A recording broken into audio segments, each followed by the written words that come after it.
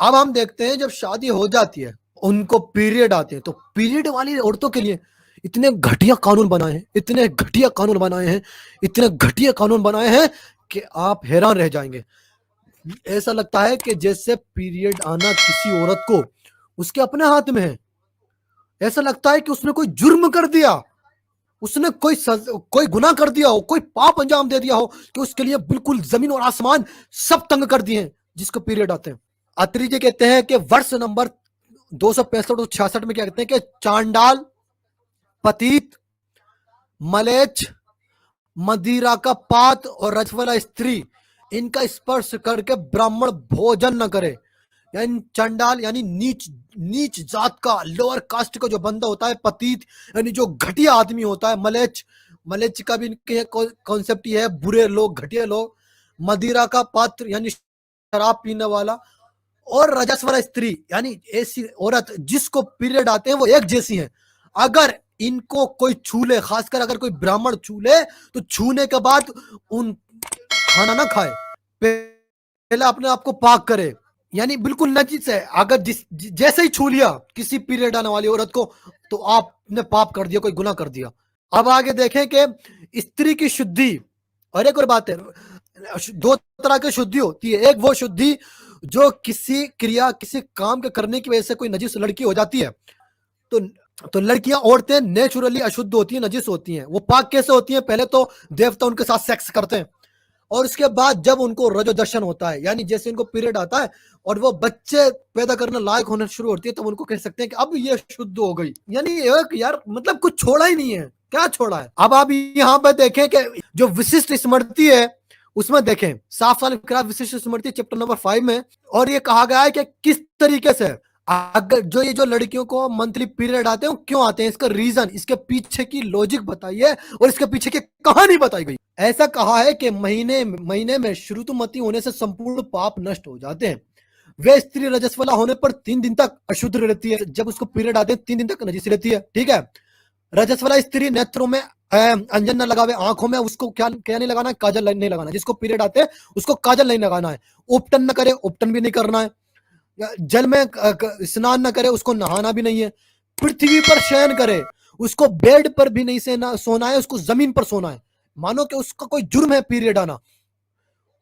और अग्नि का स्पर्श न करे, उसको आग भी नहीं छूनी है, क्योंकि ये आग को देवता मानते हैं ना। देवता तो पीरियड आने वाली लड़की से नजिस हो जाएंगे, ठीक है। रस्सी को ना धोवे, रस्सी भी नहीं धोनी है। दांतों को ना धोवे, दांत भी नहीं धोने पीरियड आने वाली औरत को, ठीक है। मांस को ना खाए, मांस, इसका मतलब मांस खाया जाता है इनके यहाँ, जब पीरियड आए तो मांस ना खाए। और घर को ना देखे, घर को भी नहीं देखना है, बिल्कुल एक रूम में बंद कर देना है। जिस औरत को पीरियड आते हैं उसको घर भी नहीं दिखाना है भाइयों। यह है जमीन तंग करना, घर भी ना देखे, ठीक है। घर को भी नहीं देखना है, और साथ में पानी भी, उसके हाथ का पानी पीना निषेध है, और उसको अलग खाने, बर्तन दे दे अलग खाने के लिए, ठीक है। अब आगे देखते हैं, कहते हैं लिखित जो स्मृति है, यानी स्मृति का मतलब होता है नॉर्मली याद की हुई। स्मृति शब्द का ही अर्थ है, स्मृति लफ्ज का ही अर्थ होता है याद की हुई, लेकिन यहाँ पर एक स्मृति ऐसी है जो लिखित भी है और उसका नाम ही लिखित है। तो लिखित स्मृति क्या कहती है कि यदि रजस्वला स्त्री को कुत्ता, सूकर और काग के छू ले, तो एक रात्रि उपवास कर पंचगव्य के पीने से शुद्ध होती है। यदि रजस्वला स्त्री अज्ञान से किसी को नाभि तक छू ले, तो स्नान करने से उसकी शुद्धि है। यानी जिस औरत को पीरियड आते हैं, अगर उससे कुत्ता छू जाए तो कुत्ते को तो कोई सजा ही नहीं है, खुद औरत को सजा है कि भाई चूंकि तुमको कुत्ते ने छू लिया, अब तुमको एक रोजा फालतू रखना है। तुमसे कहा गया था घर में रहो, घर में रहो, घर में रहो, तुम बाहर निकली, तुमको तो कुत्ते ने छू लिया, और अब तुमको इसके सजा के तौर पर क्या करना है, एक रोजा रखना है, ठीक है। और इस रोजा कौन सा रखना है? पंचगव्य वाला। पंचगव्य होता है 5 चीजें, पंच मतलब होता है 5। इस पंचगव्य में 5 चीजें हैं, यानी इसमें एक गोमूत्र है और एक गोबर है। यानी रोजा ऐसा रखना है जिसके इफ्तार में उस औरत को गाय का मूत पीना है, गोबर खाना है। उसकी सजा ये है, उसको रोजा रखना है और उस रोजे के इफ्तार के टाइम गाय का मूत पीना है, गोबर खाना है। ये प्रॉब्लम है, ठीक है। ये सजा है उसकी। अब आगे देखते हैं आप व्यास जी की जो व्यास जी की जो स्मृति है, क्योंकि व्यास जी को तो कोई ठुकरा नहीं सकता ना, वेद भी तो वहीं से है, व्यास जी ने ही तो मुरतब किए। व्यास जी ही का तो कमाल है वेद को भी बाहर लाने में। व्यास जी ऐसी औरतों के बारे में क्या कहते हैं जिनका जिनको पीरियड आता है, ऐसी औरतों के बारे में क्या कहते हैं? कहते हैं शुरुतुमती होने पर दोष के भय से सबको त्याग दे, यानी सबको छोड़ दे, पूरी दुनिया को छोड़ दे, अपने आप को आइसोलेट कर ले।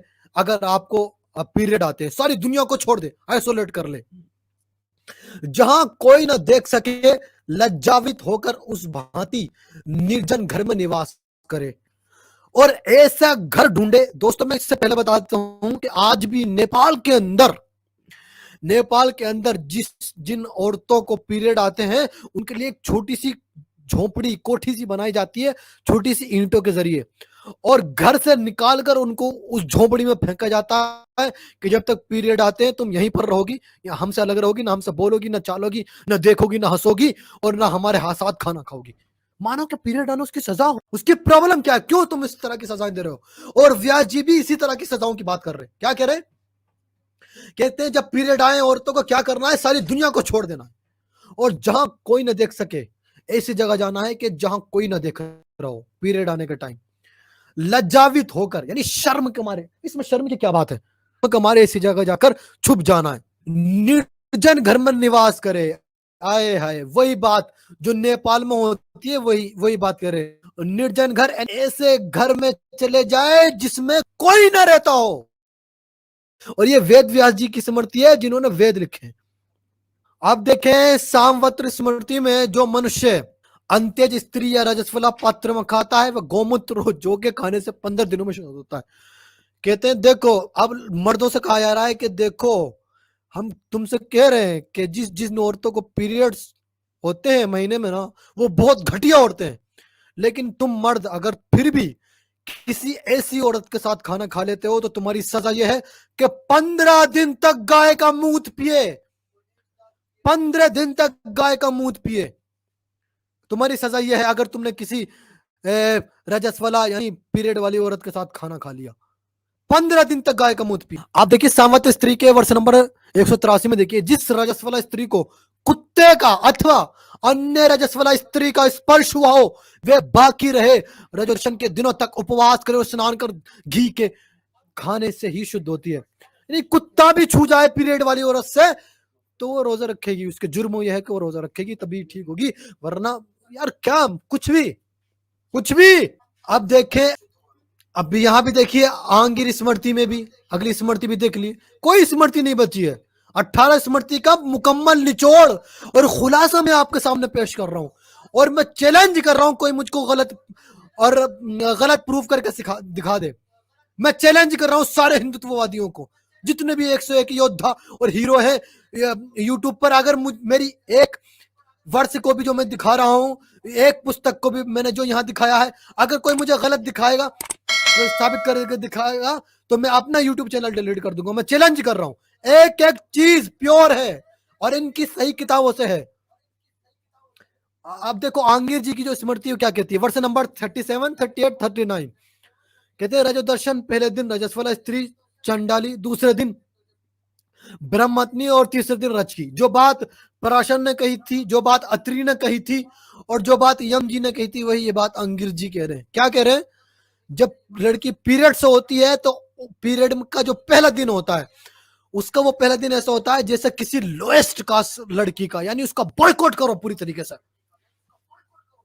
और दूसरा दिन ऐसा होता है जैसे किसी किलर का, ऐसा किलर जिसने ब्राह्मण की हत्या की हो। ब्राह्मण की हत्या सबसे बड़ा पाप है हिंदू धर्म में, सबसे बड़ा गुनाह है। यानी यार उसमें हत्या की कहां से बात आ गई?